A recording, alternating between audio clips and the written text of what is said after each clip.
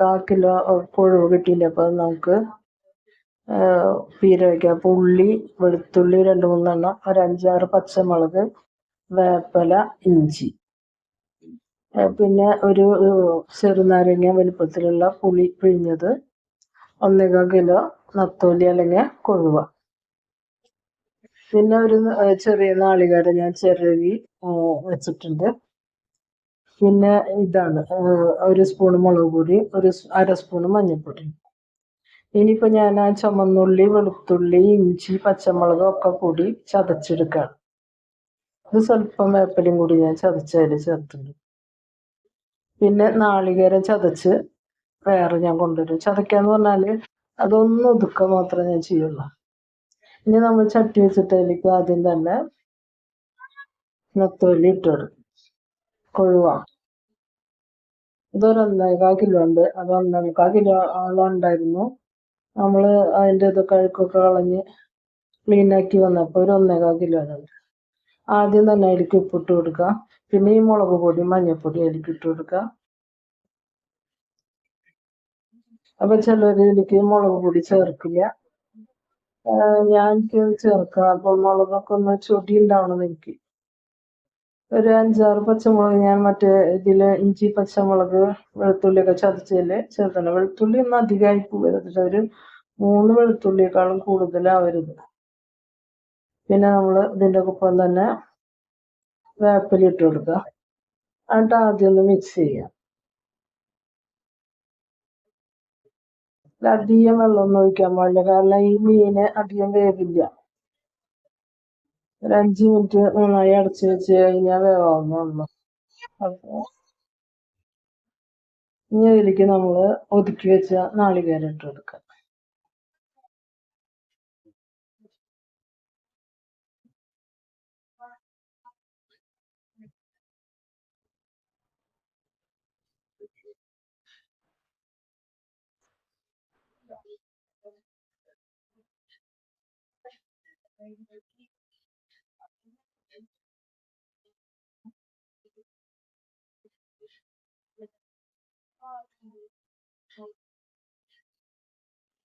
നന്നായി ഇളക്കി കൊടുക്കും.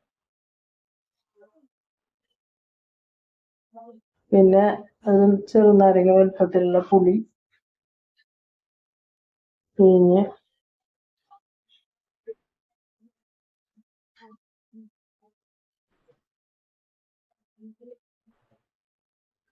ഒഴിച്ച് കൊടുക്കുന്നുണ്ട്.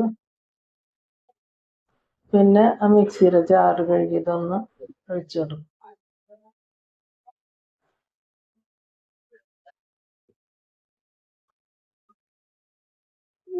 മിക്സിയുടെ ജാറ് കഴുകിയത് ഒരു സ്വല്പം വെള്ളം ചേർത്താൽ ഒരു 1/4 ഗ്ലാസ് വെള്ളം.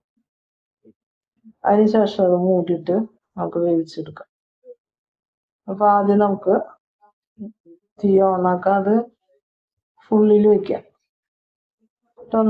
ഒന്നാമത് നന്നായി തിളച്ച് കഴിയുമ്പോൾ നമുക്കത് ഒരു മീഡിയത്തിലിട്ടിട്ട് നമുക്ക് ഇളക്കി പറ്റിച്ചെടുക്കാം. മൂടി കിടന്ന് വേവട്ടെ,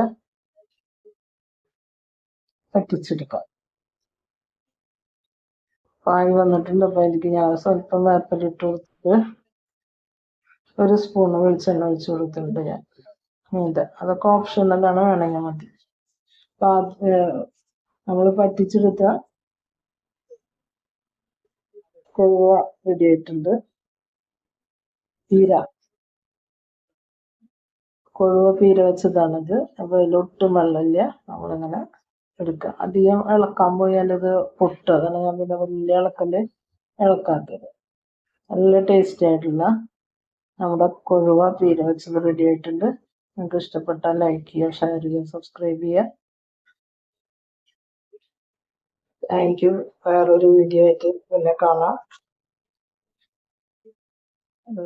ലൈക്ക് ചെയ്യാനും ഷെയർ ചെയ്യാനും മറക്കരുത്. Thank you.